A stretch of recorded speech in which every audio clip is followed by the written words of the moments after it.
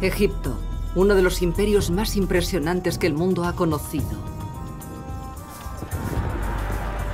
Creemos que conocemos Egipto. El terrible y despiadado poder de los faraones.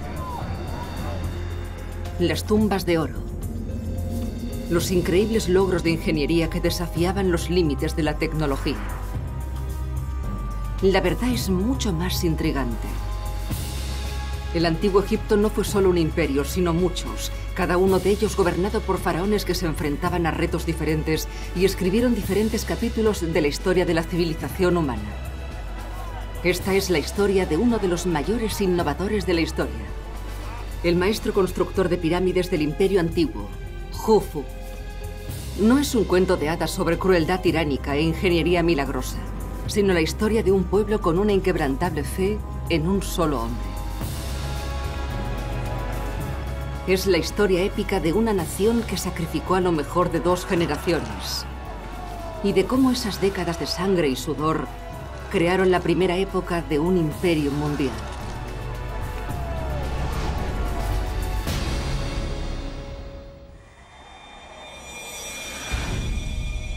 Durante casi 4000 años, la Gran Pirámide de Giza fue la estructura de fabricación humana más grande del planeta.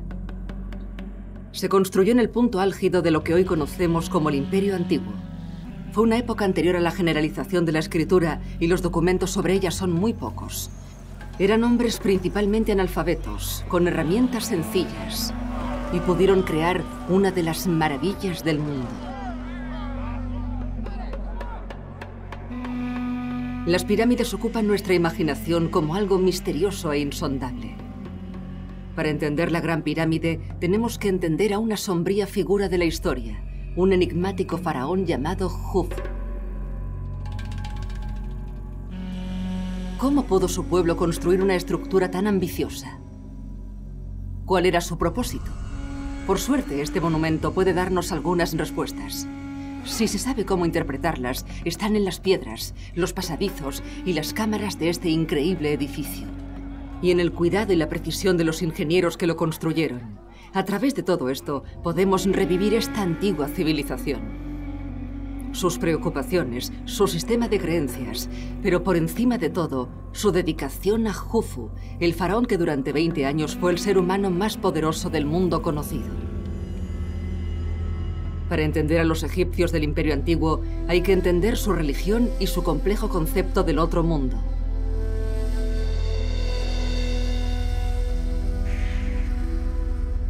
En 2500 años antes de Cristo, Sneferu, el primer faraón de la cuarta dinastía egipcia, moría.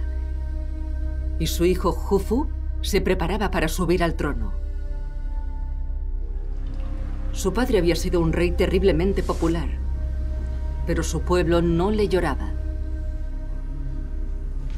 Creían que la vida seguía después de la muerte, y la muerte del padre de Jufu era especialmente significativa.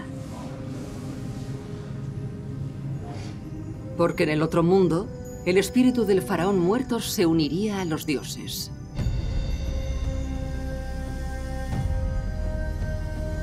Desde la muerte, el espíritu del faraón podía influir en los dioses, animarles a cuidar a los vivos y cuando llegara el momento, guiar a sus espíritus hacia el otro mundo. Pero el lugar de su padre entre los dioses no estaba garantizado. Primero había que iniciar rituales precisos. Había que embalsamar el cuerpo del rey, que no debía ser tocado durante toda la eternidad. Estos 2 rituales eran tan importantes que incluso mientras se preparaba el cuerpo de Sneferu, hay pruebas que indican que Jufu estaba planificando su propia muerte. Su vida sería poco más que una preparación para el otro mundo, donde podía dar a su pueblo seguridad y riqueza durante toda la eternidad. Para nosotros es muy difícil de entender, pero los egipcios creían en ello inquebrantablemente, lo que proporcionaba mucha fuerza a Jufu. Jufu tiene más poder y más autoridad que cualquier otro gobernante de la historia egipcia. Puede que incluso de la historia mundial. Es un dios viviente con un poder absoluto sobre sus súbditos. A través de la inmortalidad, la gloria de Jufu y la prosperidad de su pueblo estaban unidas. La clave estaría en la conservación de su cuerpo muerto. Y ningún faraón en la historia hizo más para asegurarse de que su momia estaría a salvo que el padre de Jufu, Sneferu. Para intentar entender cómo vivían los antiguos egipcios, tenemos que explorar las ciudades que construían para los muertos. Los monumentos funerarios son tan viejos como la humanidad, pero la pirámide era en ese momento una construcción muy reciente. Era el Rolls Royce de los monumentos funerarios. Los antepasados de las pirámides eran unas tumbas rectangulares llamadas mastabas, fabricadas con ladrillos de barro. Pero cuando Egipto se volvió más rico, las mastabas fueron creciendo y los faraones construyeron las tumbas más grandes. Colocando una mastaba encima de otra, crearon una tumba a la altura de los faraones. Había nacido la primera pirámide básica. Cuando el padre de Jufu llegó al trono, esas pirámides de escalones ya eran el símbolo definitivo de la buena posición social. Durante sus 50 años de reinado, Sneferu llevó el arte de la pirámide a nuevas cotas. Su primera pirámide tenía escalones, y después intentó, sin éxito, construir una de paredes planas. Finalmente, Sneferu consiguió su objetivo, la primera auténtica pirámide. Sneferu mejoró mucho el arte de la construcción de pirámides, y muy dentro de este símbolo, este enorme corazón de piedra, Sneferu creía que su cuerpo estaría protegido en su viaje hacia la eternidad. Jufu miraba y pensaba que podía hacerlo mejor, que podía aprender de los errores de su padre, que podía construir algo más grande y majestuoso, algo que capturase realmente la atención de su pueblo y de cualquiera que visitase Egipto.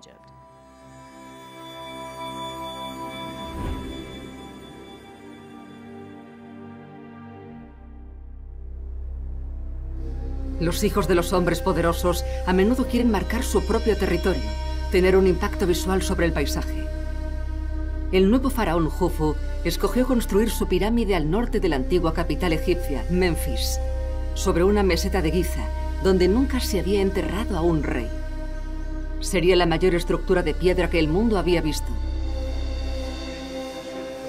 El padre de Jufu murió creyendo que había perfeccionado la pirámide, pero Jufu quería llevar esa forma de arte a la última expresión y cimentar su propio lugar en la eternidad. Dedicaría todos los recursos de la nación a su mastodóntico proyecto. Este es un monumento que Jufu construía para decir: aquí estoy, miradme, soy el rey, tengo poder, tengo riqueza. Por otro lado, también era su tumba. Y Jufu pensaba que necesitaba un lugar en el que pudiera transformarse, desde el que pudiese elevarse hacia el otro mundo y unirse a los dioses. El proyecto costaría una fortuna, pero Jufu era increíblemente rico. La fuente de la prosperidad de Egipto era uno de los mayores ríos del mundo, el Nilo. El río estaba lleno de peces, percas y bagres. Era una ruta comercial clave, y sus crecidas anuales daban a los granjeros egipcios un agua milagrosa y una tierra increíblemente fértil. Egipto es el regalo del Nilo. El resto de Egipto es un gran trozo de desierto.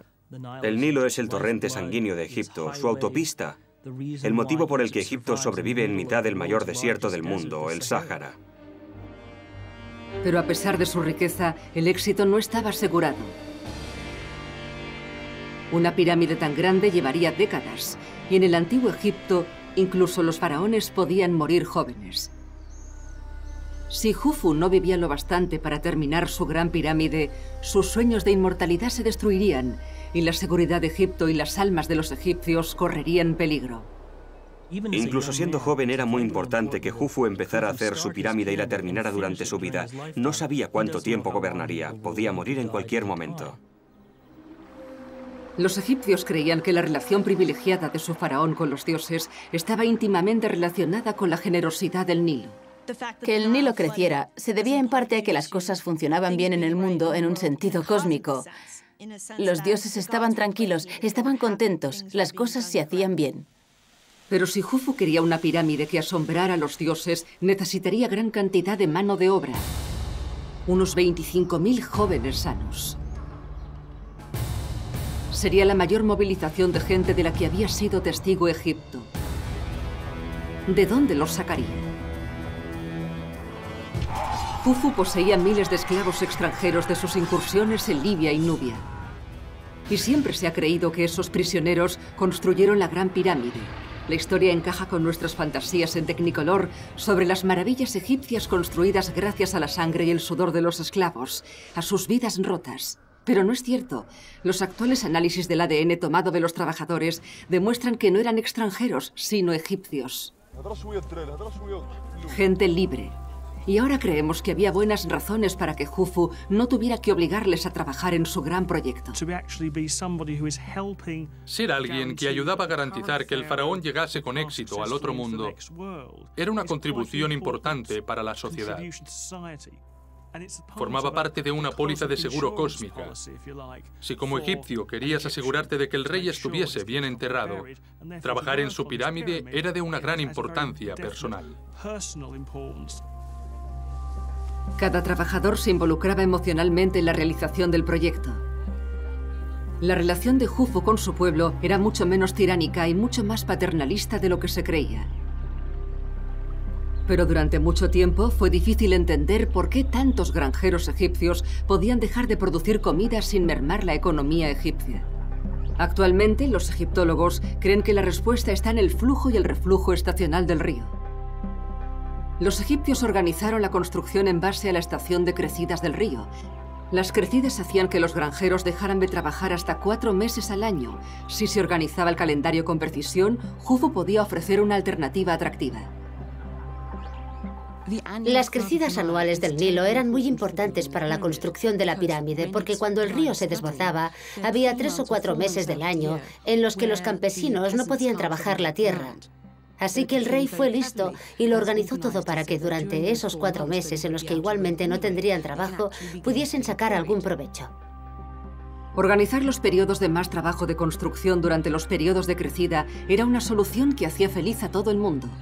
El Nilo crecido era también el medio más eficaz para transportar hombres y materiales. Esta antigua vía fluvial de más de 6.600 kilómetros de longitud alimentaba el gran proyecto de Jufu. Como el lugar de construcción, en Giza, estaba a casi 8 kilómetros de sus orillas, los ingenieros prepararon un sistema de canales a través de los campos que los separaban. El edificio que iba a ir tomando forma era más que una tumba y una fortaleza. Su diseño estaba imbuido de un poderoso simbolismo religioso.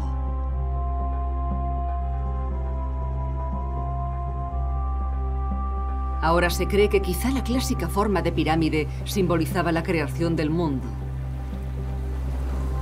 La primera parte de la Tierra en elevarse por encima del agua fue una gran montaña. Los egipcios la llamaban Tak-Yenen y la convirtieron en uno de sus dioses. Como el jardín del Edén, ese lugar era armonioso y pacífico, un paraíso terrenal. Ese primigenio estado de perfección era conocido como Ma'at. La forma de la pirámide imita la tierra emergida y representa ese estado perfecto. Ma'at es básicamente verdad u orden, los buenos modos como lo opuesto al caos. Así que para los egipcios era el Ma'at, el orden, contra el caos. Y el mundo siempre era caótico y el rey tenía que mantener el equilibrio entre los dos. La pirámide de Jufu tenía que seguir estrictamente las reglas del Ma'at. Era la chispa mágica que transformaría un gran montón de piedras en una escalera hacia la otra vida. Su primera e importantísima acción fue alinear la pirámide con los cielos, el hogar de los dioses.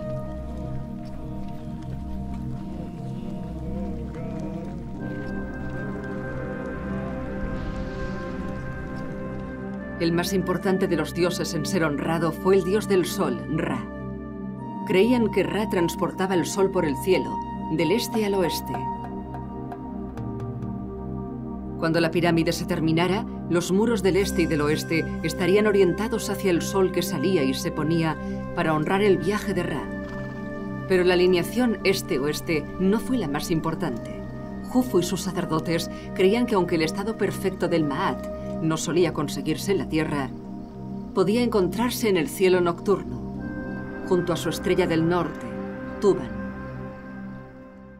Al diseñarla para que apuntase a la estrella del norte, conseguían una conexión más fuerte entre su propia conservación del orden y el orden en el cielo.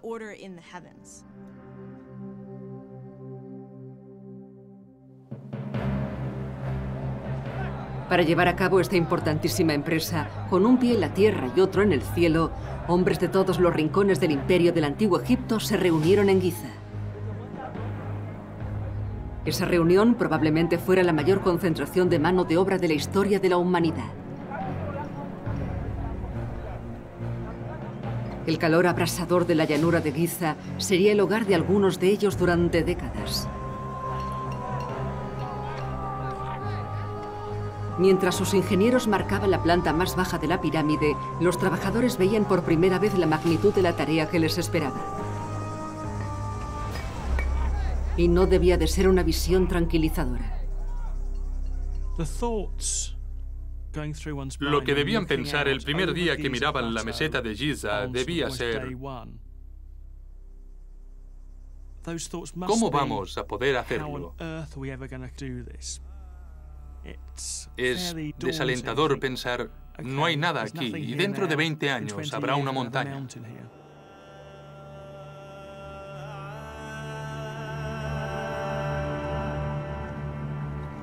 Esos hombres no solo tenían que construir la pirámide antes de que muriera Jufu, sino que además tenían que construirla a la perfección.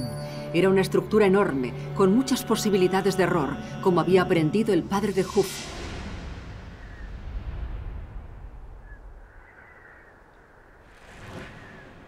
Sneferu había conseguido la primera pirámide perfecta con la pirámide roja, pero por el camino cometió graves errores. Su primer intento de conseguir una auténtica pirámide acabó con un desastre. Situó la estructura en una zona de desierto cuyos cimientos no eran del todo estables. Al elevar los lados, los cimientos empezaron a resquebrajarse.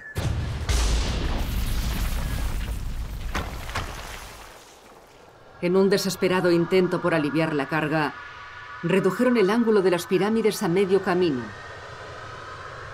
creando la pirámide torcida. Pero eso tuvo un precio. La clara forma imperfecta de la pirámide rompía las reglas de Maat y la devaluaba como maquinaria de resurrección. Sneferu tuvo la suerte de reinar durante más de 50 años, tiempo suficiente para empezar otra y conseguir su objetivo.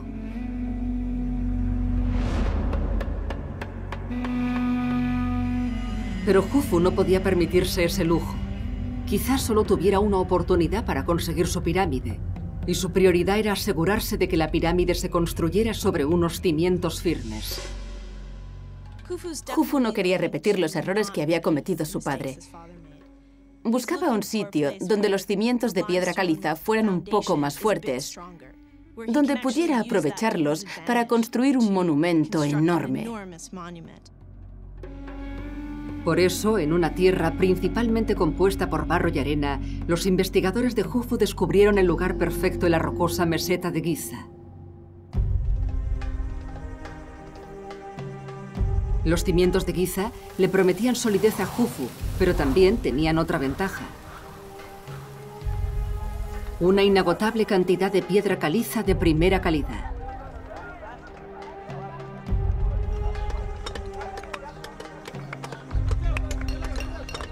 Una cantera a las puertas de la pirámide ahorraría millones de horas de trabajo al proyecto de un plumazo. Jufu debió pensar que sus hijos también podrían construir allí, que podría iniciar una generación de tumbas en ese lugar, porque la meseta era enorme. Y podía colocar a sus trabajadores cerca. Podía alojarlos al borde de la meseta, cerca de la zona de cultivo. Un lugar como ese tenía un montón de cosas a su favor.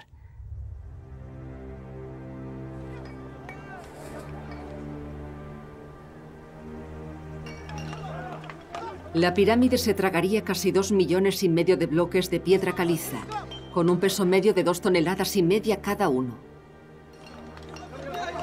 Algunos de los bloques de la base de la pirámide eran incluso más grandes, de hasta 15 toneladas. Jufu y sus ingenieros habían empezado bien, Tenían unos cimientos sólidos y una gran cantidad de piedra, pero todavía se enfrentaban a un problema. Tenían que asegurarse de que cada etapa se construyera al mismo nivel. Si se elevaba ligeramente en algún punto, sería imperfecta, inútil, un insulto a los dioses a los que pretendía encandilar.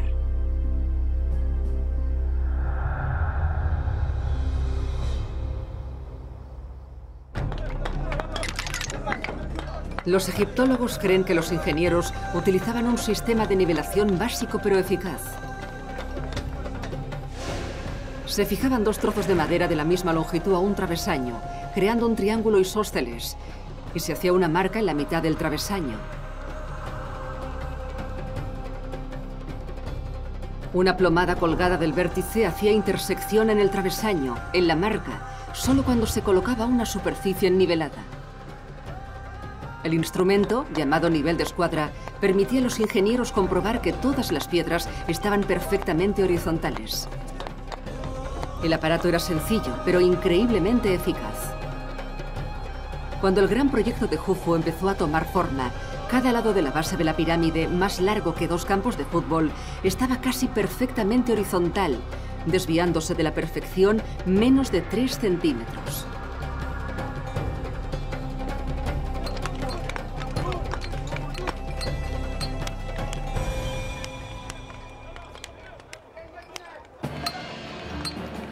En la cantera, los trabajadores se enfrentaban a un horario desalentador.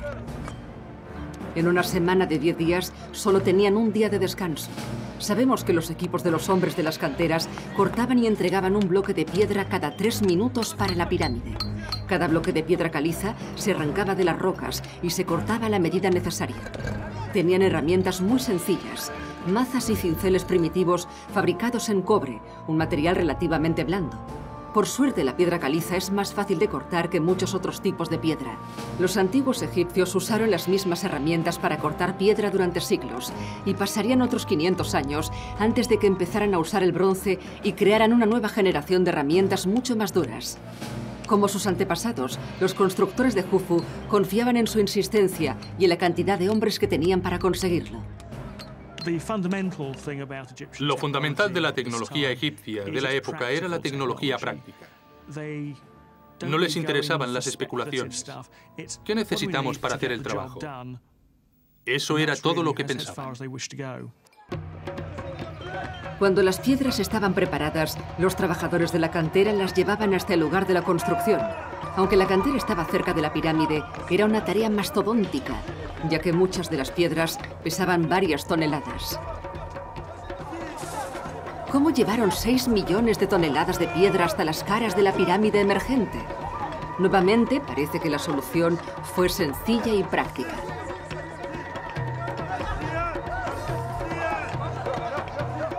Sus vecinos, los sumerios, usaban carros con ruedas desde hacía más de 1000 años. Los ingenieros de Jufu debían conocer esa tecnología. Pero el peso de las piedras y la cantidad de arena habrían hecho imposible la circulación con carros. Los egipcios optaron por la solución más directa.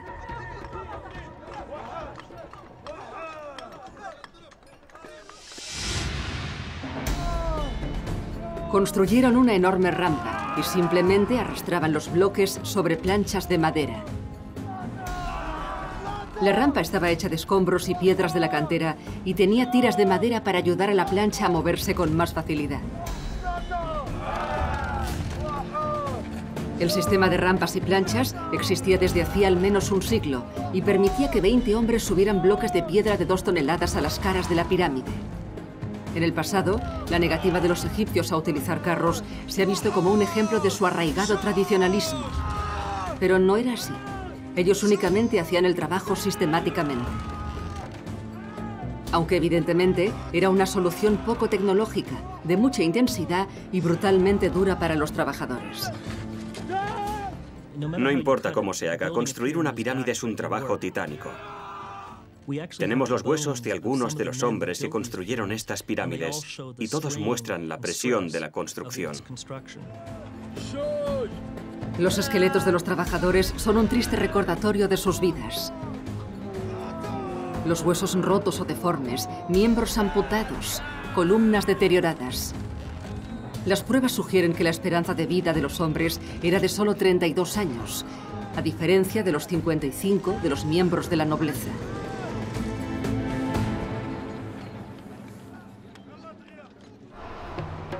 Piedra a piedra, la gran pirámide de Jufu iba creciendo. Los bloques llegaban a la pirámide sin estar completos. La parte de abajo y uno de los lados eran planos, y los mamposteros de la obra terminaban el resto de superficies, alisando los lados y la parte superior para crear superficies perfectamente niveladas. Pero la gran cantidad de mano de obra que tenía asociada presentaba su propio problema logístico. Siempre se ha creído que fueron unos 25.000 hombres los que participaron en este proyecto. 4.000 picando, transportando y terminando la piedra, y más de 20.000 en trabajos de apoyo.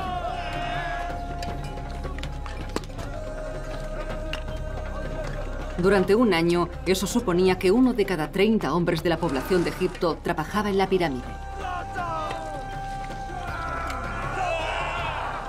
Uno de los descubrimientos más interesantes de años recientes, un lugar donde sentirse muy cerca de los trabajadores desaparecidos, es el pueblo de los trabajadores.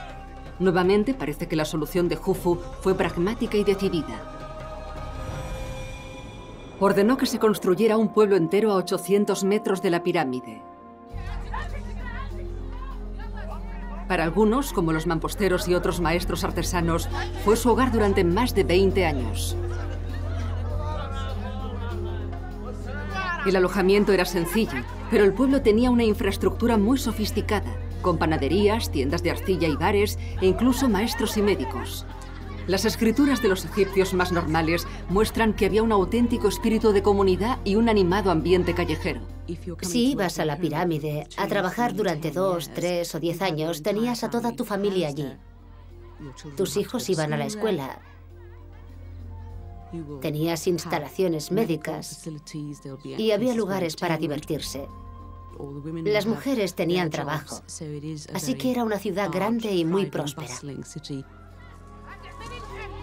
Cada trabajador tenía una ración diaria de 10 barras de pan por familia y otra muy generosa de cerveza. Para los campesinos era una vida increíble. Toda la gente que trabajaba para el rey estaba bien alimentada, mucho mejor que si se hubieran quedado en casa como campesinos, porque el rey les daba carne, pescado, pan y cerveza, y raciones extra que podían enviar a su familia más lejana. Así que realmente obtenían comida digna de un rey. Organizar a esos miles de hombres en una fuerza de trabajo coherente y eficaz era quizás el mayor reto. Los egipcios consiguieron un gran nivel de coordinación, eficacia y camaradería que aventajaría muchos proyectos modernos de construcción. Era su capacidad de organización, porque una muchedumbre no habría podido construir ninguna de las pirámides, aunque les hubieran dado un siglo de tiempo. Los capataces idearon una compleja cadena de mando que hacía que todo funcionara como un mecanismo de relojería. Dividieron la fuerza de trabajo principal, de 4.000 hombres, en 2 equipos. Esos equipos se dividían en 2 bandas, y así sucesivamente hasta llegar a unidades de 10 personas. El sistema se aseguraba de que cada hombre supiera cuáles eran sus objetivos diarios y ante quién tendría que responder. No era una coincidencia que esas unidades de 10 hombres fuesen la cantidad ideal de trabajadores para ocuparse de un solo bloque, consiguiendo así que cada unidad fuese la fuerza motriz de la construcción. Dividir a los trabajadores en esos pequeños grupos hizo que el trabajo fuese más fácil de controlar y tuvo un beneficio extra. Sus supervisores podían aumentar el ritmo de trabajo creando pequeñas competiciones. El primer equipo en llegar al objetivo del supervisor ganaría una ración extra de cerveza.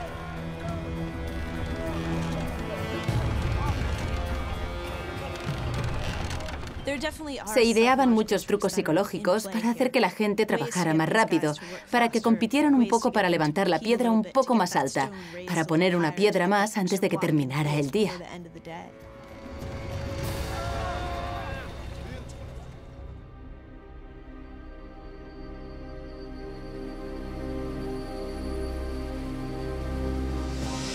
Debía parecer un proceso lento y penoso. Pero piedra a piedra, el proyecto de construcción más grande del mundo empezó a tomar forma.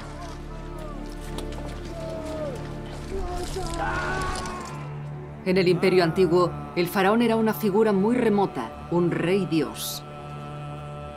Si visitaba el lugar, eso habría sido muy emocionante para los trabajadores que consiguieran verlo.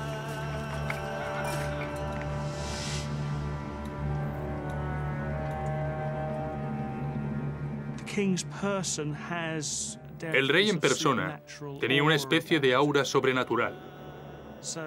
Así que si trabajabas en la pirámide y él aparecía, eso sería algo para contarle a tus nietos.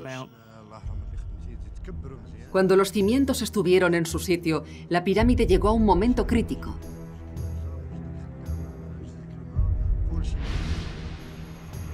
Utilizando pruebas más recientes, podemos extrapolar los resultados a ese periodo para valorar la tarea que les esperaba a los trabajadores. En lo que se convertiría en el corazón de la pirámide, los ingenieros construyeron la cámara funeraria de su faraón. Alojaría su cuerpo momificado y los valiosos objetos rituales que acelerarían su viaje al más allá. Cosas de oro, brillantes y exquisitas, que los saqueadores de tumbas, aventureros y arqueólogos han tenido tantas ganas de descubrir a lo largo de los siglos. Aunque Jufu esperaba unirse a los dioses a su muerte, era vital que su cuerpo permaneciera conservado e intacto. Si se movía o se dañaba, su alma eterna perecería, dejando a su pueblo desprotegido y su cuerpo descompuesto fuera del paraíso. Paradójicamente, la simple visión de la pirámide publicitaba a kilómetros de distancia su tumba llena de tesoros, convirtiéndola en un imán para los ladrones de tumbas. La primera pirámide de Egipto, la pirámide de escalones, fue creada por el faraón Djoser. Para proteger su momia, hizo que sus constructores excavasen 30 metros en los cimientos por debajo de la pirámide para crear una cámara funeraria secreta. Pero a principios del siglo XIX, cuando unos viajeros oportunistas llegaron a su interior, descubrieron que había sido saqueada por los ladrones. Cuando los arqueólogos pudieron al fin entrar en la cámara en los años 30, apenas encontraron unos tristes fragmentos de la momia del faraón. Jufu no quería correr el mismo destino, así que los trabajadores de su cuarto interior se aseguraron de que los pasadizos principales se pudieran bloquear con rocas después del entierro. Para disuadir a los ladrones, sus ingenieros construyeron la cámara fúnebre con granito. La piedra se extrajo especialmente de una cantera a 930 kilómetros. Era más dura que el acero y prácticamente imposible de penetrar. Pero la cámara era solo el principio. Su jefe de ingenieros ideó más medidas de seguridad. Cuando el cuerpo del faraón se colocara en la cámara fúnebre, 3 placas de granito caerían cuidadosamente en su sitio, sellando dentro al faraón. Como tercera línea de defensa, se colocaría otra serie de bloques gigantes, evitando el paso por el pasillo ascendente que uniría la cámara con el pasadizo de entrada principal mediante un granito inexpugnable. Jufu creía que su pirámide sería una fortaleza.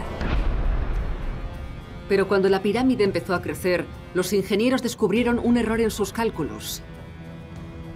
Esta cámara fúnebre fue la primera en ser construida con un techo plano de granito, y se preguntaban si sería lo bastante fuerte para soportar el peso de la pirámide. Con el espectro de la pirámide torcida de Sneferu planeando sobre ellos, decidieron asegurarse. Idearon una serie de cámaras para repartir el peso, 20 metros por encima de la cámara. En el techo se harían dinteles para no cargar todo el peso sobre la cámara. Actualmente sabemos que esas cámaras fueron totalmente inútiles, pero tranquilizaron mucho a los arquitectos de la época.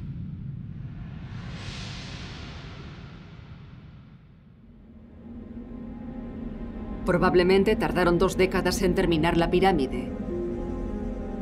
Jufu había sobrevivido para ver su pirámide llegar a una altura impresionante. Pero el trabajo no había terminado. El revestimiento de piedra pulida transformaría la pirámide de un cuidado montón de piedras a un monumento impresionante, un punto de referencia, un triunfo tanto estético como arquitectónico. Los trabajadores seguían teniendo muchos meses de trabajo duro por delante. Los mejores mamposteros unían los bloques de roca extraídos y colocados en escalón con piedra caliza blanca de alta calidad. Tenían que asegurarse de que las piedras encajaban unas con otras perfectamente, sin ningún hueco visible. Después tallaban y pulían la piedra caliza hasta conseguir un acabado perfectamente suave e iridiscente. Trabajaban con cinceles de 1 centímetro de ancho. Los afiladores de cinceles se agrupaban alrededor de los mamposteros para suministrarles hojas acabadas de preparar. Cuando se le añadía el recubrimiento a la pirámide, su aspecto cambiaba totalmente. En lugar de ser vasto, el recubrimiento estaba muy pulido, y si el sol brillaba en la dirección adecuada, casi parecía que la pirámide brillase, como hecha de plata pulida.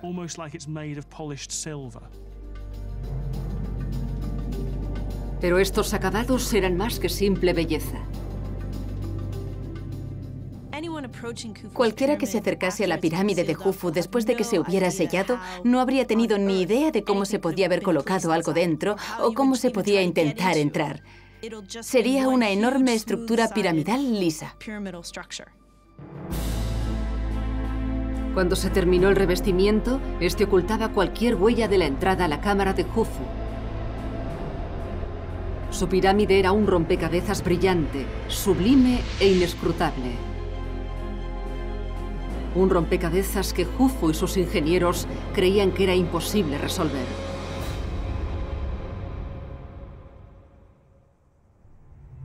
Veinte años después de empezar, el faraón Jufu había sobrevivido para ver su obra maestra terminada. Él y sus súbditos habían ganado la carrera contra la muerte y por el camino habían creado uno de los emblemas de la civilización humana.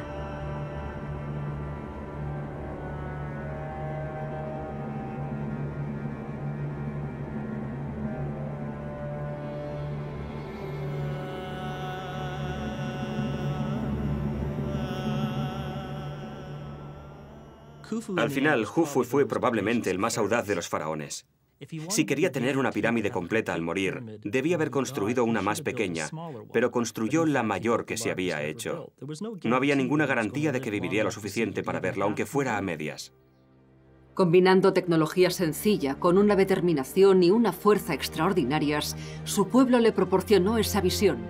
Debió de ser un momento de orgullo e inspiración. El hecho de superar lo que hizo tu abuelo cuando trabajaba para Sneferu debía de ser muy satisfactorio. Y también debía hacer sentir a la gente que probablemente nadie volvería a conseguir algo tan importante.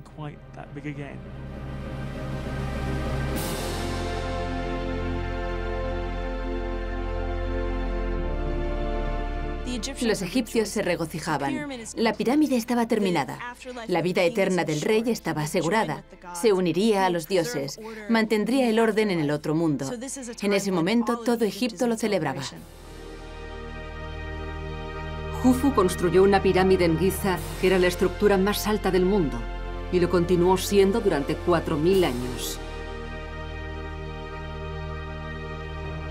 Pero el faraón apenas tuvo tiempo de disfrutarla.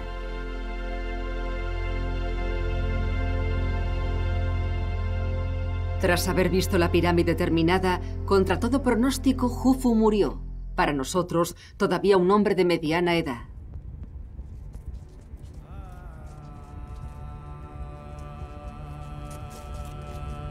Durante más de 2 décadas, un país entero había planificado y trabajado para un solo momento. Después pondrían a su faraón a descansar en su cámara de resurrección.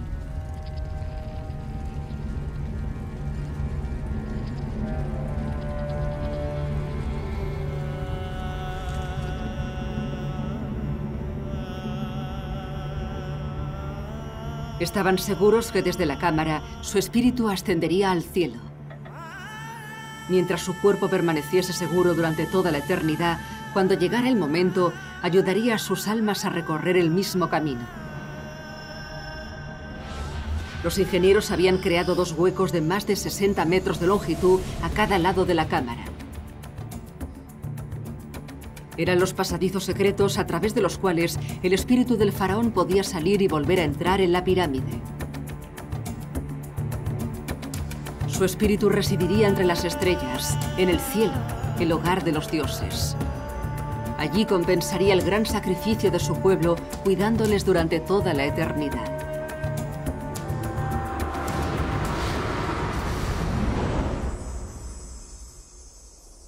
Y para las generaciones de egipcios posteriores a Jufu, debió de parecer que la gran pirámide demostraba que había valido la pena, ya que ofrecía ricas recompensas. Egipto era próspero y pacífico. El hijo y el nieto de Jufu construyeron sus propias pirámides en la meseta de Giza. Pero ninguna superó el extraordinario momento de Jufu. Continuó siendo el pináculo de los constructores de pirámides del antiguo Egipto. El valor divino de Jufu estaba asegurado. Siglos después de su muerte, seguía siendo adorado como un poderoso dios. Y se ha sugerido que la esfinge, mundialmente famosa y todavía totalmente enigmática, pudo haberse tallado como homenaje al ahora legendario rey dios. Tras el reinado de Jufu, Egipto disfrutó de casi 400 años de paz y prosperidad sin pausa. El país era estable y el pueblo dormía tranquilo por la noche, con el estómago lleno. Pero pronto el hechizo tuvo que romperse. El río Nilo, el corazón de Egipto y la fuente de toda su riqueza, empezó a secarse.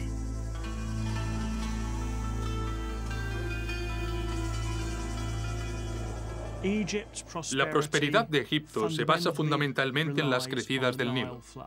Si el Nilo está demasiado alto o demasiado bajo, el resultado es el hambre. No habrá bastante agua para la cosecha o el agua se lo tragará todo. Actualmente se sabe con bastante seguridad que eso es lo que terminó con todo. Cuando el Nilo se redujo a un arroyo, no hubo cosecha y el hambre se extendió. Y si los faraones decían ser responsables de la benevolencia del río, también tenían que serlo cuando se secaba. La leyenda del todopoderoso rey Dios quedó destruida. Los reyes pierden el control. Ya no les ven como seres fuertes y poderosos, como lo fue Jufu en su época. No pueden controlar lo que ocurre.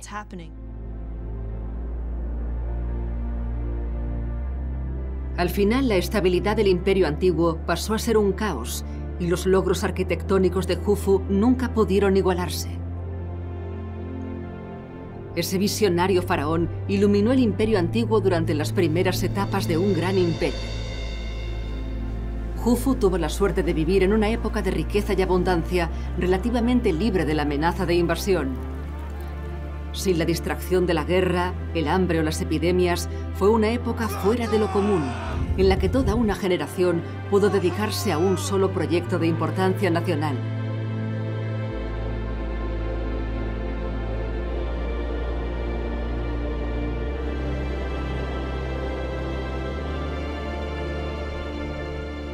Pero el propósito fundamental de la pirámide era enviar a su faraón a la inmortalidad. Y para conservar el cuerpo del rey, construyeron la mayor fortaleza de la historia.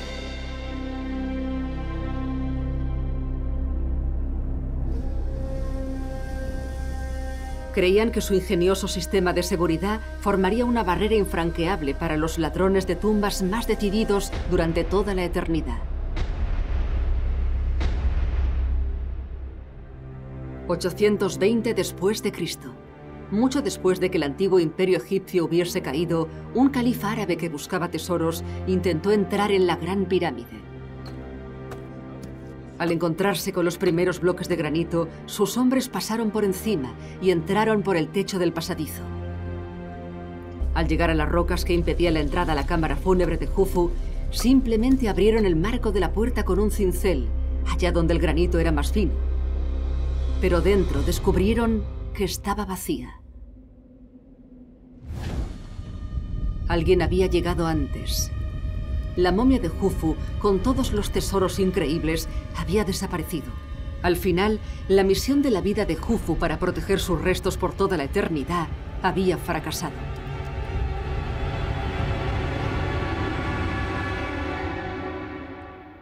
Jufu no está teniendo una buena vida en el más allá. Para él, lo único importante de construir la pirámide era llegar al otro mundo. Eso era muy importante. Y como los restos no han durado, su trabajo quedó totalmente incompleto. Al final, Jufu y su pueblo fueron traicionados por los descendientes de nuevas civilizaciones que ellos solo podían imaginar. Sus planes, cuidadosamente trazados para conservar el cuerpo del rey en una obra de arte y conseguir así su propia inmortalidad, fueron penosamente frustrados. Pero ha perdurado. En los términos de Jufu, su alma ha sufrido porque su cuerpo ha sido destruido y su tumba violada. Pero a otro nivel, el hecho de que sepamos su nombre y que su nombre se recordase a lo largo de toda la historia egipcia, ha hecho que su alma continúe viva. Así que Jufu ha triunfado sobre la muerte, iluminó el imperio antiguo y sigue inspirando respeto a hombres y mujeres más de 4000 años después de su muerte. Siempre será recordado como el faraón más visionario de Egipto. Sus logros, analizados forensemente, nos recuerdan que debemos pensar en el Egipto antiguo como un lugar real en una época real, no como una especie de mundo mágico. Y por eso mismo es mucho más fuerte.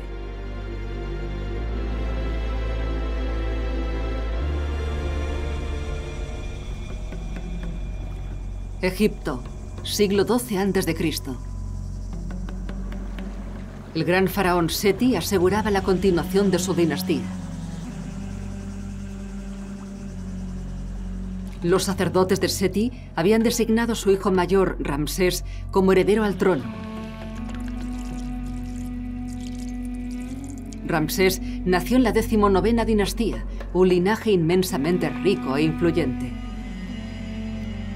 Esa nueva nobleza había sido testigo de un renacimiento del imperio y Ramsés se convertiría en el faraón más icónico del Imperio Nuevo. Para entender la magnitud de sus logros, tenemos que entender el imperio en el que había nacido y cómo había evolucionado este en los 1300 años transcurridos desde los días del Imperio Antiguo.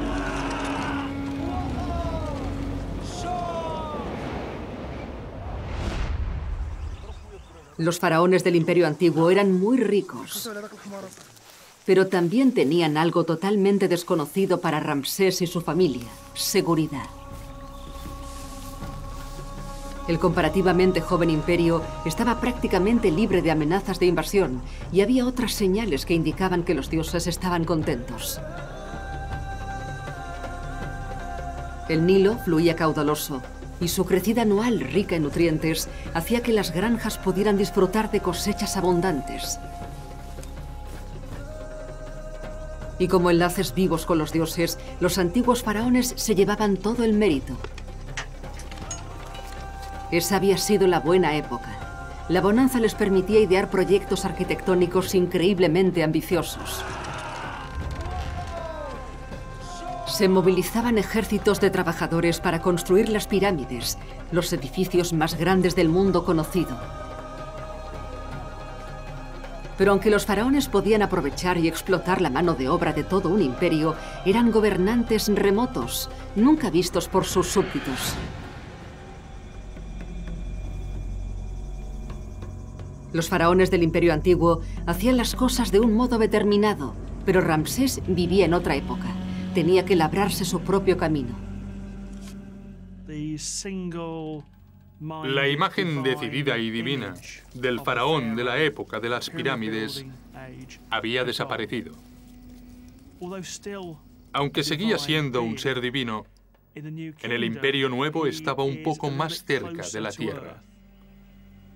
Ramsés lo sabía muy bien.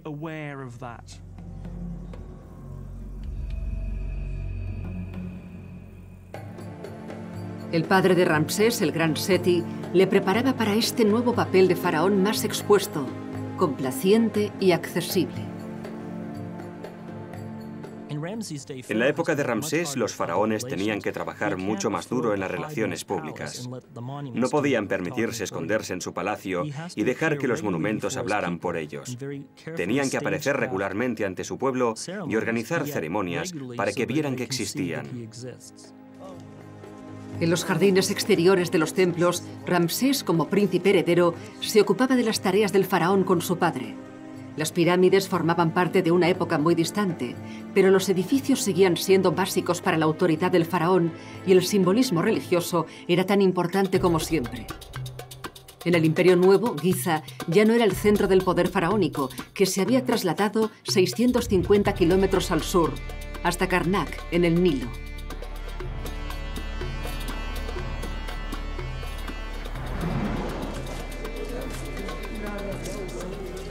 Este es el complejo de los templos de Karnak. Al igual que la Gran Pirámide, las estructuras tenían un poder sagrado y ofrecían un camino visible al más allá. Pero a diferencia de las elitistas pirámides de Giza, los templos de la época eran mucho más accesibles. Una de las primeras tareas de Ramsés fue expandir junto a su padre este lugar religioso. Juntos crearon el mayor complejo de templos jamás construido y lo coronaron con uno de los grandes logros de la ingeniería de la antigüedad, la sala hipóstila.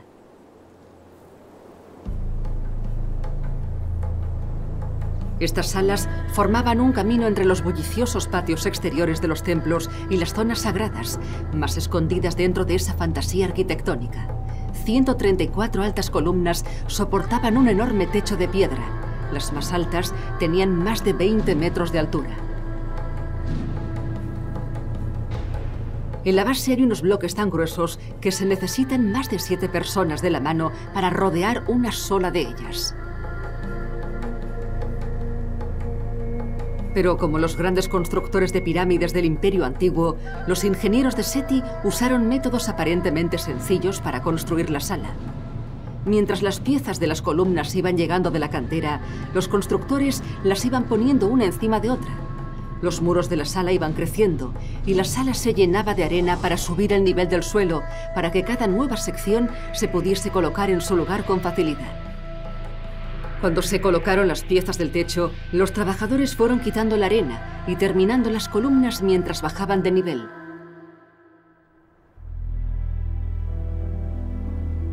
Igual que las antiguas pirámides, el templo de Karnak simbolizaba la búsqueda de la perfección y el orden dentro del caos universal. Pero eran más que símbolos. Se creía que las deidades vivían en el Sancta Sanctorum, donde solo el faraón y su sumo sacerdote podían entrar. La sala hipóstila, la gran obra de Ramsés, era la encarnación fosilizada de los mitos de creación oral.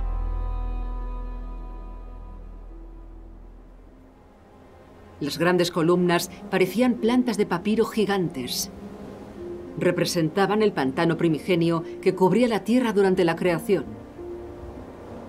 Un significativo desarrollo en el culto al otro mundo le daba a este edificio aún más valor.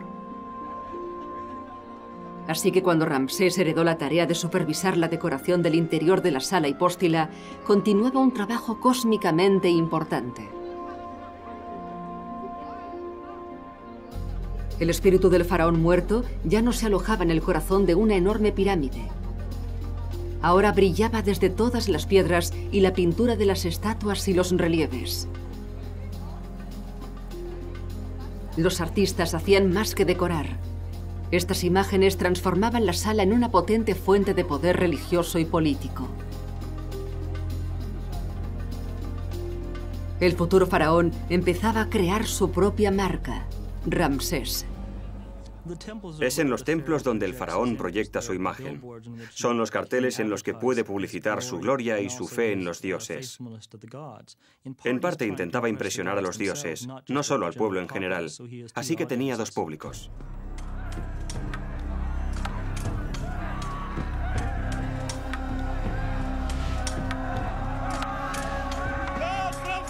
La asociación religiosa y la creación de imágenes eran solo una parte de la formación de Ramsés. Aunque aún era un adolescente, estaba al mando de la fuerza de élite egipcia. Eran guerreros fuertes y bien entrenados, capaces de resistir largos meses de lucha lejos de su hogar. El padre de Ramsés, Seti, le había puesto a la cabeza del mayor ejército del mundo por un motivo. Un futuro gobernante debía demostrar que podía dirigir un ejército profesional. Otra importante distinción entre el mundo del Imperio Antiguo y el del Nuevo. El Nuevo Egipto se había convertido en otra de las muchas superpotencias que competían por el control de la región. Al oeste se enfrentaban a los bandidos libios, al este al poder de los hititas y los sirios, mientras que al sur estaba la problemática provincia de Nubia. Políticamente las cosas no podían ser más diferentes de la primera edad dorada del imperio. Tras la muerte del gran faraón de la época de las pirámides, Egipto disfrutó de casi 400 años de paz y prosperidad sin pausa. Pero de repente ocurrió lo impensable.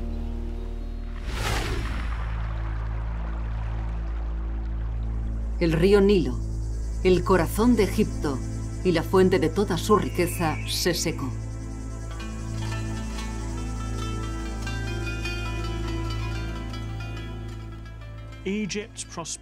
La prosperidad de Egipto se basa fundamentalmente en las crecidas del Nilo. Si el Nilo está demasiado alto o demasiado bajo, el resultado es el hambre. No habrá bastante agua para la cosecha o el agua se lo tragará todo. Actualmente se sabe con bastante seguridad que eso es lo que terminó con todo. Cuando el Nilo se redujo a un arroyo, no hubo cosecha y el hambre se extendió. Evidentemente, los dioses no estaban contentos. La privilegiada relación que los faraones parecían tener con los inmortales se había resentido. Los reyes pierden el control. Ya no les ven como seres fuertes y poderosos como lo fue Jufu en su época. No pueden controlar lo que ocurre. Egipto acabó por recuperarse, pero tras un segundo periodo de prosperidad, el Nilo volvió a secarse, dejando al pueblo vulnerable ante otra amenaza: la invasión de los Hyksos.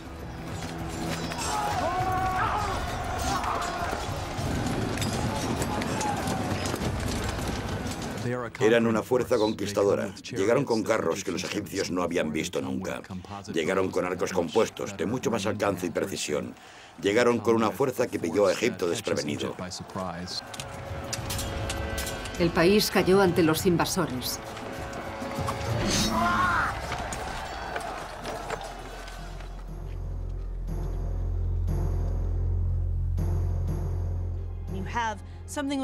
Ocurrió algo que nunca había ocurrido y que Jufu nunca hubiera pensado que podría ocurrir: que hubiera alguien no egipcio al mando de una gran parte del país.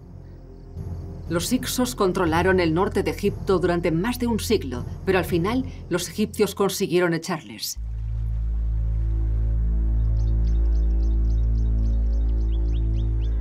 El imperio volvía a estar en manos de los egipcios y el Nilo se recuperó para volver a alimentar su tierra. Surgieron nuevos líderes que fueron coronados reyes dioses. Pero el vínculo entre el faraón y el pueblo se había estirado y debilitado. En la época de Jufu, Egipto vivió un periodo de poca pero pacífica prosperidad, y los faraones se llevaban todo el mérito. Pero los cataclísmicos acontecimientos de los siglos siguientes demostraron al pueblo que sus reyes dioses no eran todopoderosos después de todo, y que sus fronteras no eran para nada inexpugnables. Con todo eso en mente, se preparó Ramsés para las habilidades necesarias para un faraón moderno, el poder militar y la confianza de su gente. Seguro que Ramsés estaba impaciente por ser faraón. Tenía el mejor entrenamiento que podía desear un futuro faraón gracias a su padre, Seti I, que le preparaba a fondo para subir al trono. Pero seguro que él quería el trabajo para él solo. Al final, Ramsés tuvo su oportunidad.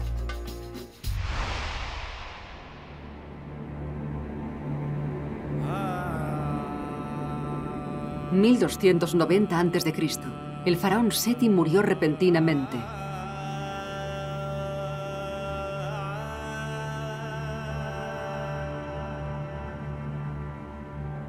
Ramsés fue coronado rey de Egipto.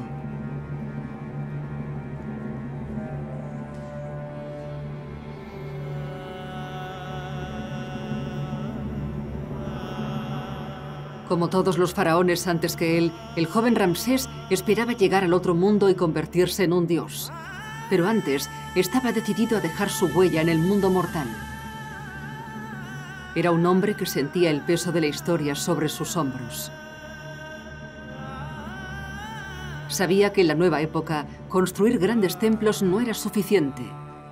Había que verter sangre.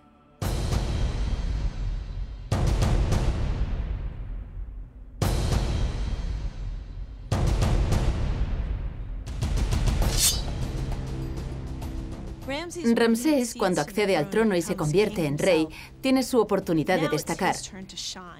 Es su turno de demostrarle a los egipcios y a las potencias de Oriente Próximo que es un faraón poderoso que puede competir a escala mundial. Y Ramsés debió pensar que podía crear un imperio de magníficas proporciones. No voy a quedar inmortalizado solo en piedra, sino que quedaré inmortalizado por el tamaño del territorio que gobernaré.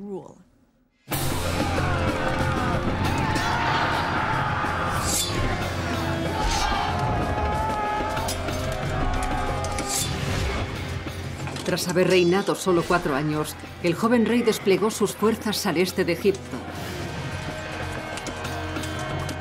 Hábilmente consiguió doblegar una serie de pequeñas ciudades-estado en Canaán, actualmente Palestina e Israel, y consiguió así un lucrativo pasaje comercial.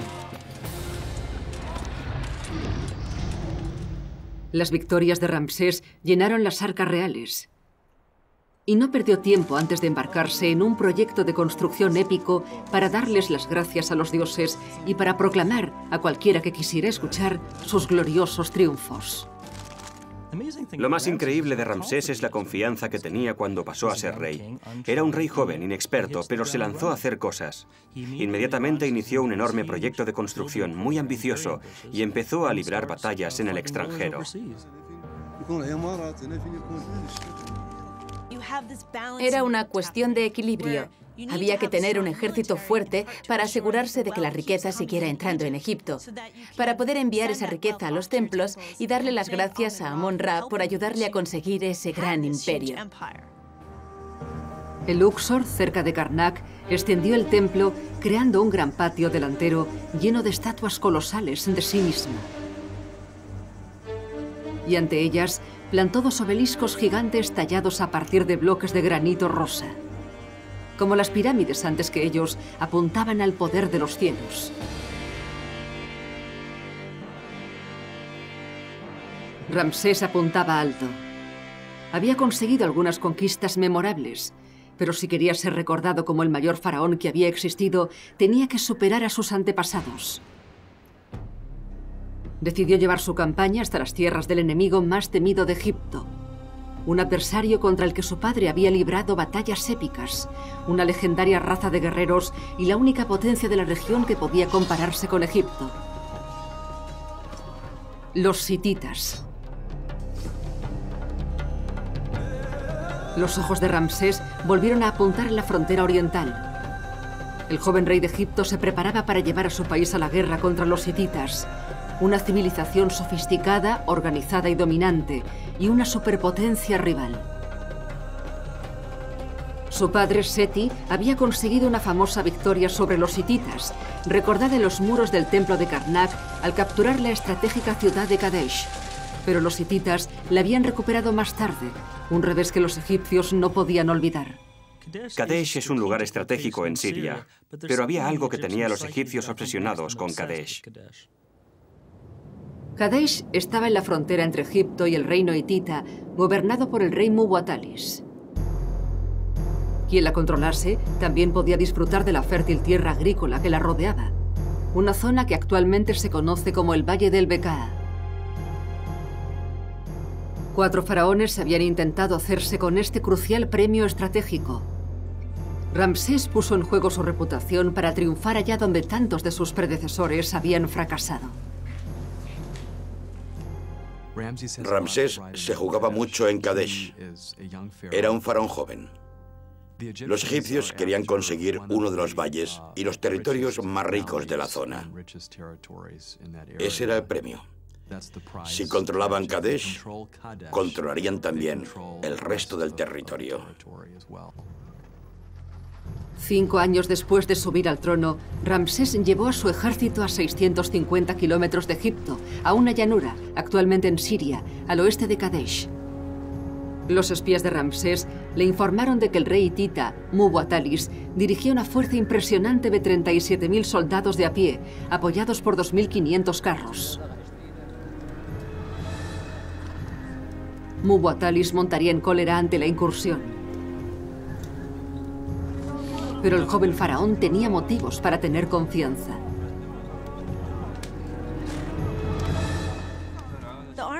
El ejército que Ramsés preparaba para luchar en Kadesh era uno de los más modernos. Era muy superior y muy diferente a cualquiera que hubiera habido antes.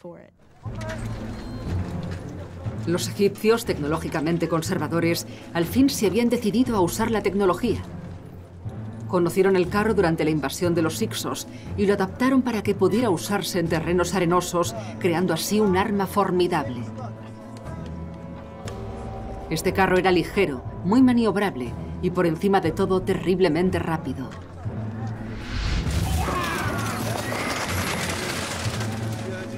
En el carro también iba el arquero, armado con un nuevo arco compuesto que combinaba madera y hueso para más flexibilidad y potencia.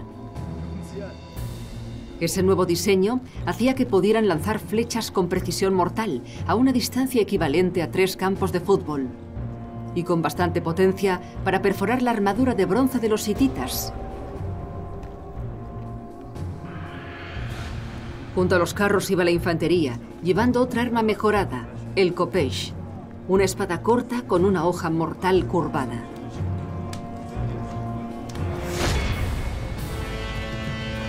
Ramsés estaba a punto de poner a prueba esas armas en el mayor reto al que se había enfrentado. Si podía capturar Kadesh, el joven rey se convertiría en una leyenda entre su pueblo y con el botín financiaría un edificio y un programa de relaciones públicas para que su nombre viviese para siempre. Para él era una situación en la que debía conseguir algo o morir. Debía demostrar que Egipto tenía fuerza. Y se lo debía demostrar a los hititas, pero también a sus propios seguidores, a la gente de Egipto. Mientras Ramsés y su ejército se acercaban a Kadesh, recibió buenas noticias. Los exploradores egipcios habían encontrado a 2 hombres que resultarían ser agentes dobles, escondidos en un bosque cercano. Cuando les interrogaron, afirmaron que el ejército hitita estaba a 190 kilómetros. La ciudad estaba desprotegida. Parecía que Kadesh estaba a su merced.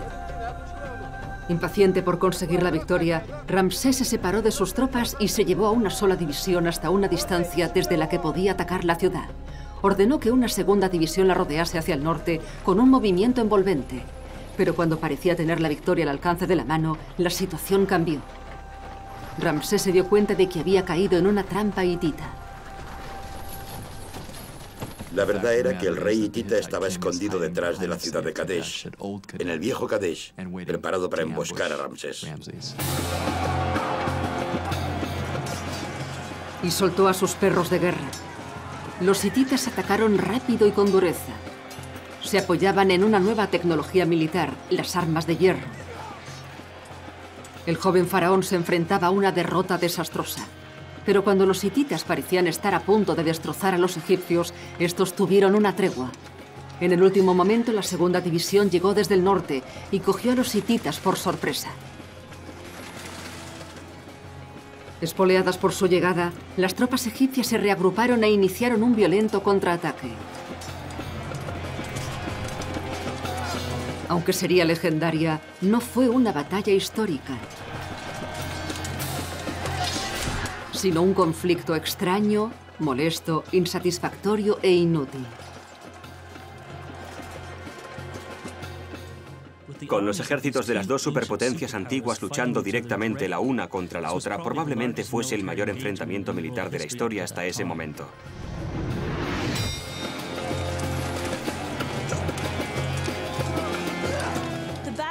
La batalla entre Ramsés II y los hititas fue enorme. Hubo sangrientas matanzas en ambos bandos.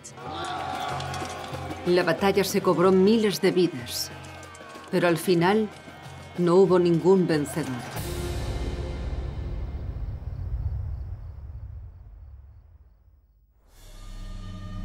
Al amanecer, Ramsés se enfrentó al rey Muwatallis ante los muros de Kadesh.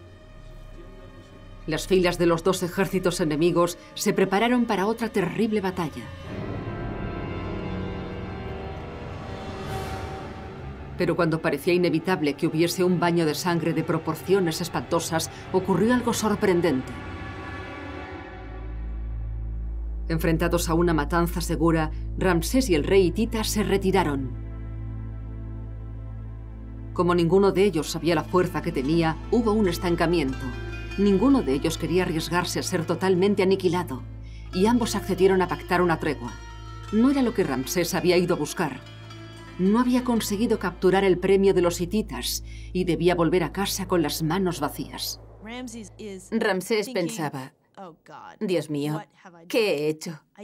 No he vencido, ni siquiera he sido capaz de recuperar Kadesh. Nada ha salido como había planeado. ¿Qué hago ahora? ¿Cómo le muestro a Egipto que sigo siendo el rey, que debo seguir siendo el rey? ¿Qué les hará creer que esto no es un desastre absoluto? 5 años después de subir al trono, las ambiciones de Ramsés de convertirse en el mejor faraón de Egipto parecían huecas y erróneas. Bueno, cuando Ramsés volviera a casa iba a pasar mucha vergüenza. Había ido a conquistar Kadesh y no lo había conseguido. Así que tendría que explicar muchas cosas. Ese ya no era el comprensivo Egipto de los grandes constructores de pirámides. El faraón ya no estaba libre de críticas. Sabía que la gente haría preguntas. La incapacidad de Ramsés de hacerse con Kadesh podía menoscabar su posición. Pero aunque fuera una época más arriesgada para el faraón, también ofrecía más opciones. Ramsés buscó un arma más potente que los carros y las espadas de bronce: la propaganda. Era una oportunidad maravillosa para que Ramsés le diese algo a su público que le convertiría en el rey que llegaría a ser. Ramsés encargó una serie de relieves de piedra para conmemorar la batalla de Kadesh en los muros de los templos de todo el reino. Así que parte del interés puesto en la campaña de Kadesh era para asegurarse de que su imagen siguiera siendo la que él quería que fuera, la de un faraón conquistador y poderoso.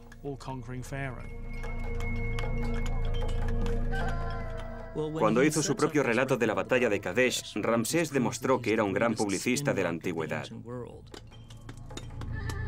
Los grabados cuentan la historia no de una tregua incompleta, sino de una victoria clara. Ramsés estaba representado como un gran héroe que, lejos de sus tropas, resistía solo y con valor a la emboscada hitita.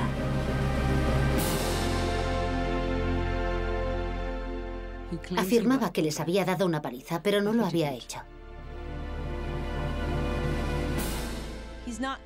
No iba a mostrar lo que había pasado de verdad, sino lo que a él le hubiera gustado que ocurriera.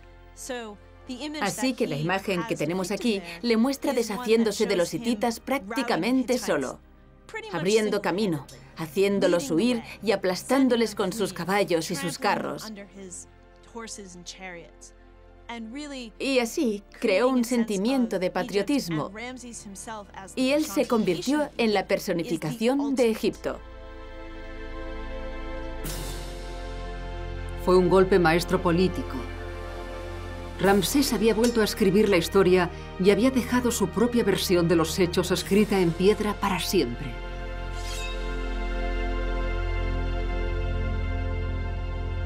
Pero el talento del joven rey para la publicidad acababa de empezar.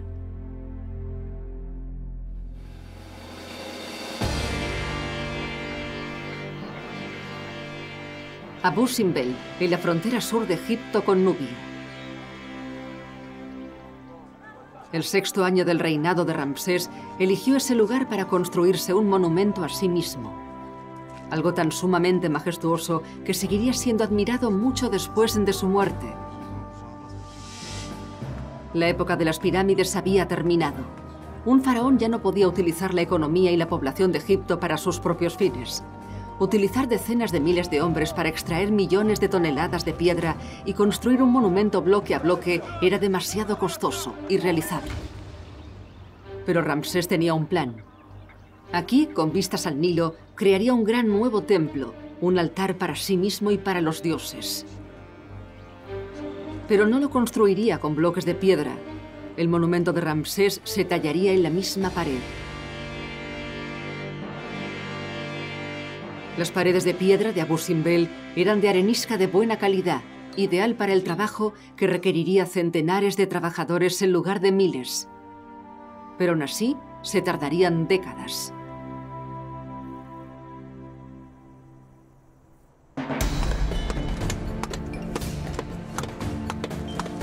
...1284 a.C. Hábiles mamposteros empezaron a trabajar en Abu Simbel. Su primera tarea fue crear 4 estatuas de 20 metros de altura del propio Ramsés para vigilar la entrada del templo. Los problemas técnicos debieron de ser increíbles. Tenían que pensar cómo escalar esas figuras y tallarlas en la montaña. Tenían que poner andamios para que subieran los trabajadores que iban a hacerlo. Tenían que ser capaces de imaginar esas estatuas saliendo de la pared de una montaña. Los enormes hombros de piedra representarían el alcance y la potencia de Ramsés, pero también tenían otro objetivo, que le relacionaba con su antecesor, Jufu. Buscaban la inmortalidad.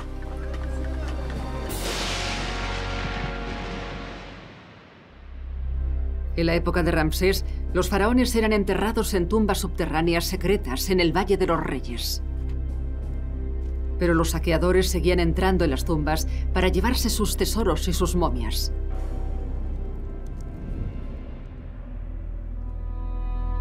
Ante esa amenaza, las creencias egipcias sobre la consecución de la inmortalidad fueron evolucionando gradualmente. Ya no era esencial que los restos mortales del faraón no se moviesen durante toda la eternidad. En la época de Ramsés, la representación en piedra ofrecía una nueva póliza de seguros contra la muerte. Al tener su cara y su nombre, eran símbolos mágicos, símbolos de poder, símbolos que llevaban implícita la inmortalidad. Así que incluso aunque la tumba no durase, o que se llevasen la momia de la tumba, o la destruyeran, seguían habiendo otras maneras de asegurarse de que les recordasen eternamente.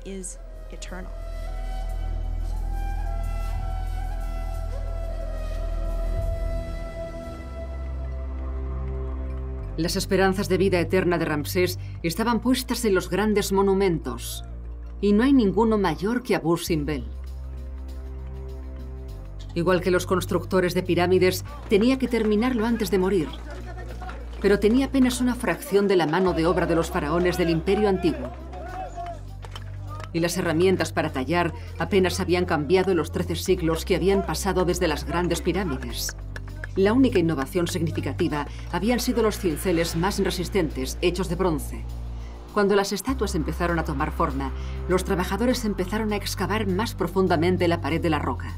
El templo terminado se internaría unos 60 metros en la montaña. El interior de Abu Simbel tenía que estar alineado cuidadosamente con los movimientos del sol. Como a Ramsés le gustaba llamar la atención, planeó colocar una sorpresa espectacular en las entrañas de su templo. Un espectáculo de luz digno de los dioses. Pero en realidad, Ramsés seguía inquieto por sus antiguos enemigos. Los hititas. Ramsés lanzó un nuevo asalto, golpeando en el territorio enemigo. Pronto se embarcó en otra serie de batallas frustrantes. Capturaba las ciudades y el enemigo recuperaba el control cuando su ejército se marchaba a conquistar nuevos objetivos. Si en algún momento moría, su templo quedaría inacabado y correría el riesgo de no gozar de vida eterna. Podía acabar siendo un faraón olvidado, un don nadie, un alma perdida.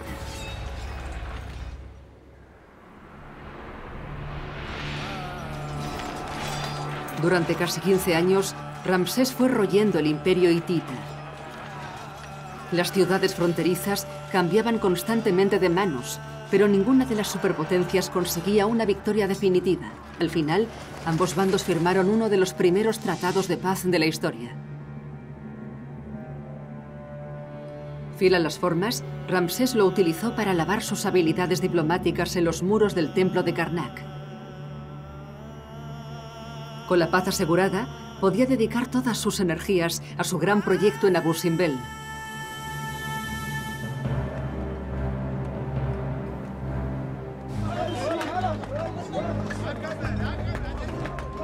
Fue un plan muy descarado. Un rey nuevo rico que anunciaba a bombo y platillo el poder de su dinastía. Puede que no utilizara la misma cantidad de trabajadores que construyeron las pirámides, pero centenares de egipcios sudaron por él, dándole forma a una gran pared de roca en un monumento a la altura del faraón.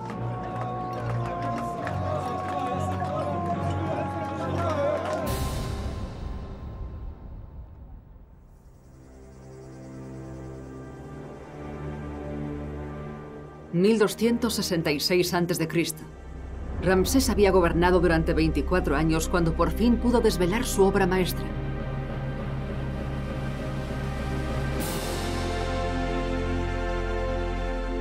Su homenaje a sí mismo.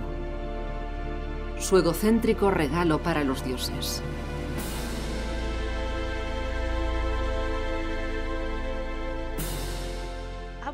Abu Simbel es el templo por excelencia. Es una obra maestra.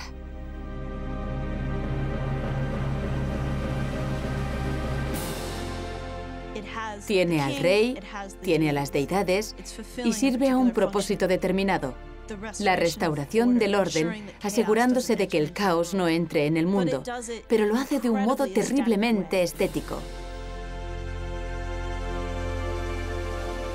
En sintonía con esta época más turbulenta y compleja, el templo tenía un doble propósito. También era un aviso imponente para los vecinos del sur de Egipto.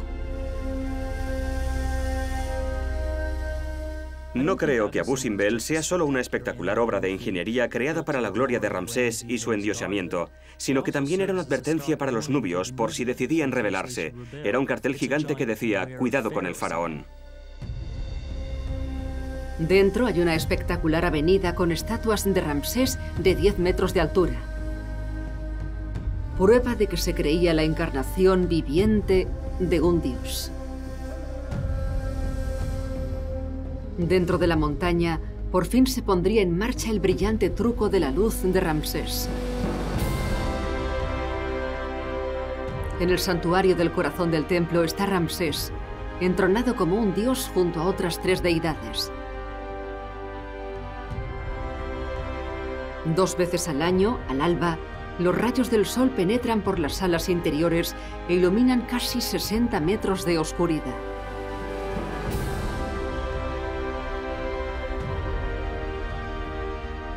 Aquí iluminan al deificado Ramsés y a sus compañeros dioses.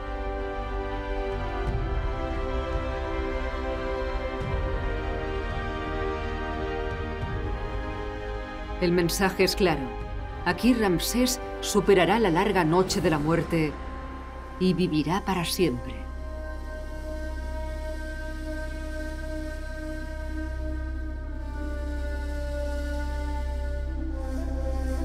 Pero Abu Simbel no fue su último regalo para el mundo. Animado aún por su propio éxito, más viejo cada día, Ramsés concertó una cita con la fama eterna.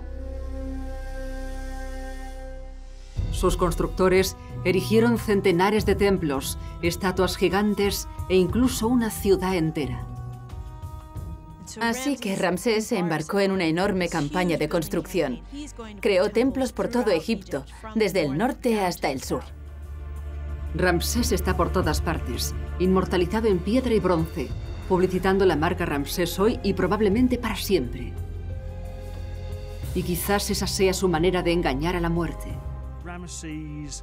La obsesión de Ramsés por cubrir los monumentos con su nombre y su imagen puede ser, al menos en parte, un deseo por asegurarse que siempre habrá suficientes imágenes de él en la tierra para garantizar su vida eterna.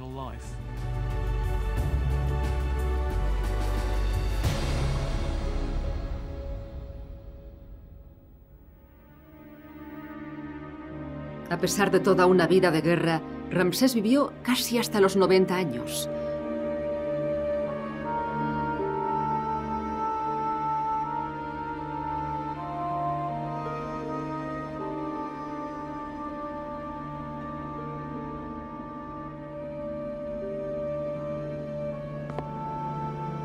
Dejó al menos 45 hijos y 40 hijas y más monumentos que ningún otro faraón antes o después que él. Su concienzuda estrategia de relaciones públicas había funcionado. Su país lloró su pérdida. Debió de ser una gran conmoción que Ramsés muriera al fin. Hay que recordar que vivió el triple que la media de los egipcios de su época. Tenemos que pensar lo traumático que debió ser perder un líder que había dirigido tu vida durante todo ese tiempo. Ni siquiera tu abuelo recordaba a otro rey. Ramsés había servido bien a su país y le había dado 3 generaciones de paz y seguridad, trayendo a la tierra la armonía integral del Maat. Los sacerdotes conservaron su cuerpo según los rituales que habían sobrevivido desde el Imperio Antiguo. Entonces, al menos una momia de faraón había sido protegida por un sistema de seguridad sin precedentes, con enormes placas de granito. Pero la momia de Ramsés no se colocó en una pirámide. Estaba destinado a una tumba secreta excavada en la montaña en el Valle de los Reyes. ¿Funcionaría el engaño? ¿Frustraría a los ladrones de tumbas?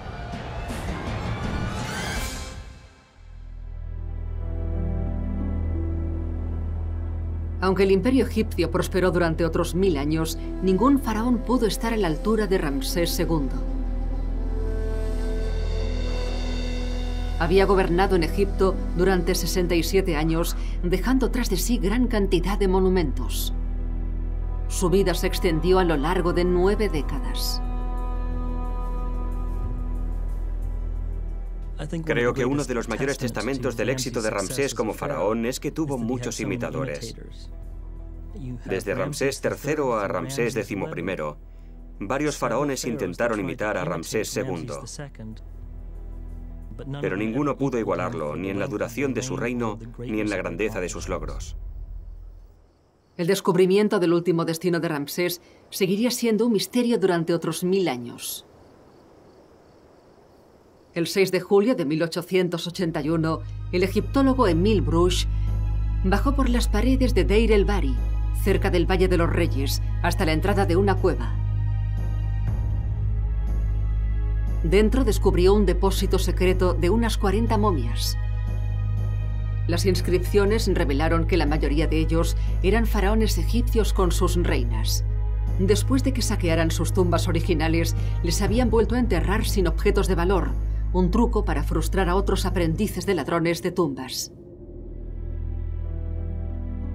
Uno de ellos era el cuerpo del hombre considerado el faraón más importante de todos los tiempos, Ramsés II.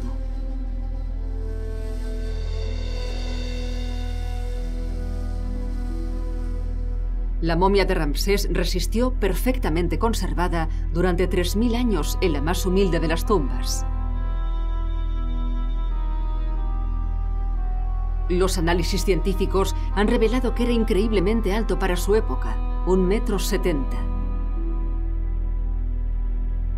Durante su juventud era pelirrojo, y eso lo reprodujeron con tintes durante el embalsamamiento. Al morir sufría una artritis grave y tenía muchas caries. Pero esa espléndida y marcada cara había visto muchas cosas.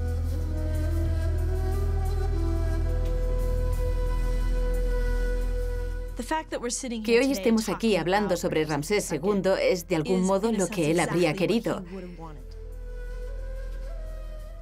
Lo que ha conseguido ha sido la inmortalidad.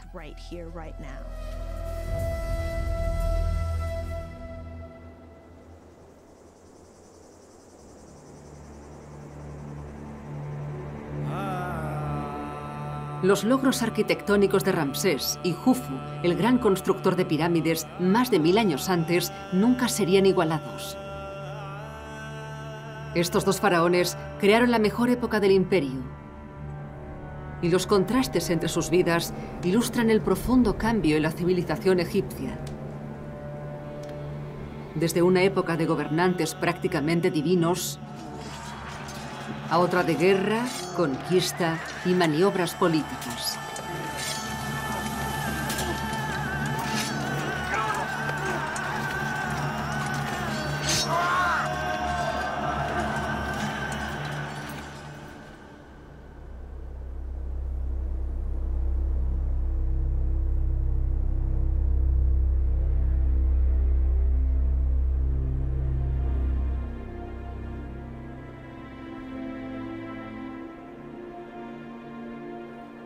Ramsés expandió las fronteras de su país y durante 4 décadas protegió el imperio de sus poderosos rivales. Abu Simbel es hoy uno de los templos más audaces y cautivadores del mundo.